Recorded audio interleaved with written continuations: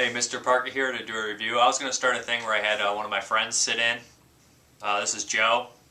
It's going to be kind of like an average Joe segment. Get the name. Every regular everyday Joe. Yeah, because we're going to get two perspectives from now on a lot of these releases. I'm trying to spice up the channel, a little bit. On some of the reviews, he's going to be sitting in some of the stuff because I love horror movies. I've watched tons of horror movies, and a lot of people, they can relate maybe to him a little bit more than me sometimes. So we're going to go that way, and it's going to have an average Joe's perspective on a lot of horror movies. You like movies, of course, but yes. He's just not a horror nut. But I'm not a big horror buff, but so that's why I get the regular everyday Joe perspective. All right, then we got this one right here is I Spill Your Guts. I pop this in. It's basically your run-of-the-mill soldier, feels jaded from the war. His friend screwed him over, so he comes back and starts, he's not right, of course, he's crazy. He starts killing people off, but it's a little different here. It's basically, seemingly what it is, to try to cram as many cameos by horror genre actors and bands into one, and the editing is kind of just like, it has a pattern, and the editing, I was really unhappy with the editing. This movie had great gore effects. I would have enjoyed it. It could have been like like splatter German effects. It would have been really fun because that would have been nice. There's like 30, the high kill count, so it would have been nice to see a lot of people get butchered in good special effects. But it seems like they wasted all their money on gratuitous nudity, which is a plus, and cameos.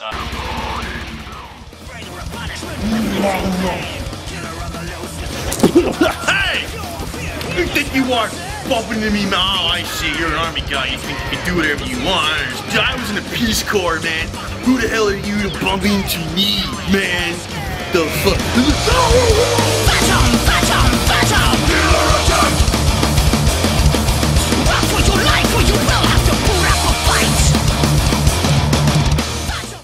The cameos, I did really like to see Donald Farmer in there. He played a news anchor. He was really great in that. And Joe from Cycles in Love was always great to see working because he's an hilarious guy. I wish he was in a lot more.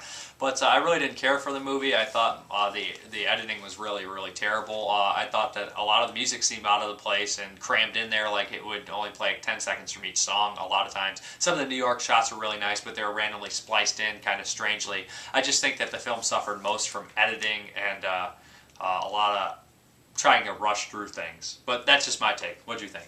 I agree to the editing. The editing and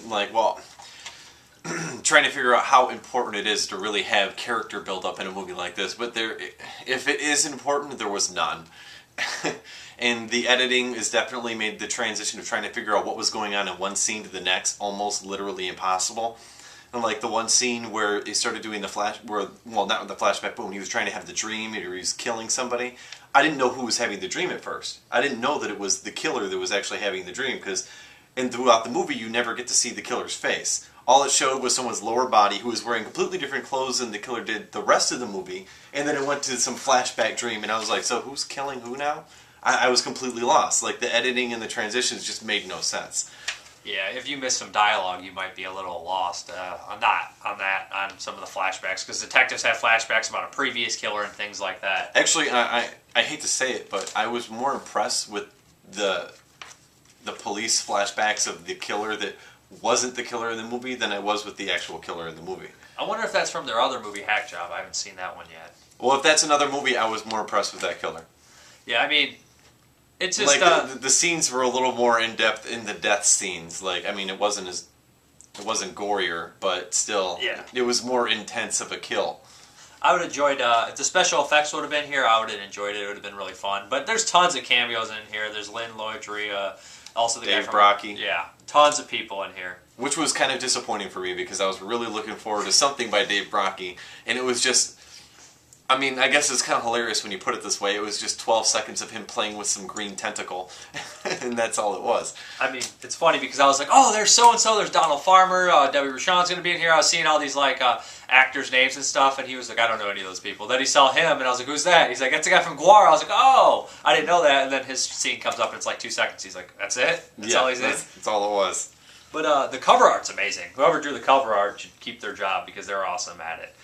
But yeah, if you like the type of music, it's kind of might be just more of a big shout out to a bunch of genre actors in music than anything else. And if you dig the music, then you can check it out. Tons of bands on here: Suffocation, Cannabis Corpse, which I misread at point for Cannibal Corpse, Instrument Confidence, The Meatmen, all sorts of stuff right here. Well, in the beginning of the movie, it showed probably about 30 bands that it named. Yeah. And the only thing is, and the bad thing about it is that throughout the movie, you literally didn't hear any more than like probably about 5 to 10 seconds of each song. Except the music video scene. So, yeah, the music video scene, which was actually, when that part even came up, we both agreed that we would rather keep watching the music video. Whatever that was, it was awesome. They had like a giant It was robot. actually pretty sweet. It was like the Beavis and Butthead scene in the movie. Where yeah, just it was, TV. right? Yeah.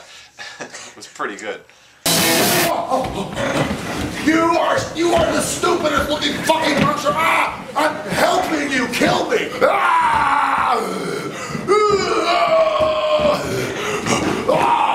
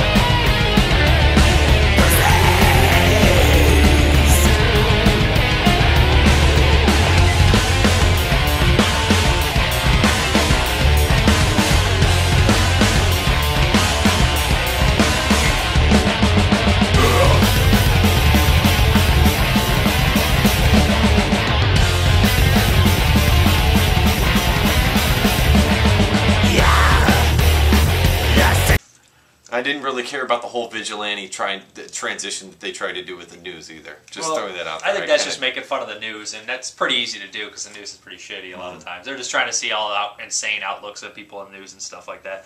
But if you want to watch a veteran coming back killing people, I recommend Cella Turcica or Death Dream. They're very good movies. That's all I have to say. You got anything else to say? Other than I like Pistol Tits. And if you do take the time out to watch this movie, I really appreciated Pistol Tits. That's the only female in the movie that was really worth watching, and she was between like Dave Brockie and then the music video that they didn't name the band that we actually did like with the robots. Yeah. So actually, Pistol Tits was pretty hot. Some of the nudity was good. Yeah. There's some of the nudity in here. Yeah, but Pistol Tits was the best. And the movie starts out with a cock in your face, just to give you a heads up. Yeah. Yeah. That's always nice to know. A lot of people. It's always nice to be braced when you're about to look at a cock that you don't know that you're going to see. Especially it's not your own. Yeah, right? When it's not your own dick. If there's going to be a cock in your face, it's nice to get, like, just watch out, there's a cock coming. Like, just a small little heads up. Like, so, I'm here for you. We're good? We're good. Oh, can I give this movie a rating? I drank 3 beers when I watched this movie. I'm going to ×2 that. I'm going to say it's going to take you at least 6 beers to get through this movie. That's all I'm going to say. Okay. Yeah. I don't drink, so I'm screwed. We're good, though. Pick up your fucking phone, you asshole. This fucking cocksucker's hooking me up with fucking showing 3 fucking voicemail. What a fucking asshole. Alright, well, let's get this fucking joint lit up. There's my fucking lighter. And no fucking lighter. Shit. Holy fuck, do I need to get high right now? I don't have a fucking lighter or anything. Fucking shit. Holy. Dennis? Joe told me you fucking died, man. He said that he was a fucking war hero because, you know, he tried to save you. He pushed you out of the way of oncoming fire, but you took one in the neck and you died anyway. But anyway, he came back a hero. Everyone fucking loves him, man. Anyway, I'm trying to get high right now, so do you got a light for me, man?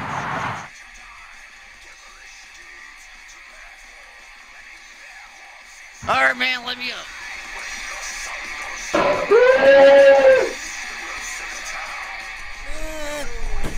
That's fucked up.